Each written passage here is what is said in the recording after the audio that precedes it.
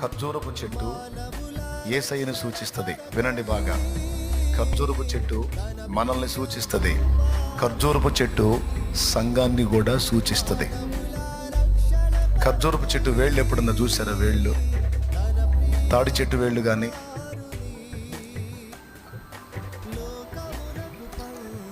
వేప చెట్టు, మిగిలిన చెట్లు, మామిడి చెట్టు, వేప చెట్టు, రకరకాల చెట్లు ఉంటాయి. చెట్టు ఏడుంటే వేర్లు పోయి ఆడో ఉంటాయి.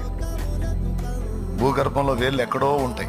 కొంగటేరు ఒకటి నిలువున లోపలికి వెళ్ళిద్ది, మిగిలిన పక్క వేర్లు అన్ని పోయి ఎక్కడెక్కడెక్కడెక్కడెక్కడెక్కడెక్కడెక్కడో ఉంటాయి.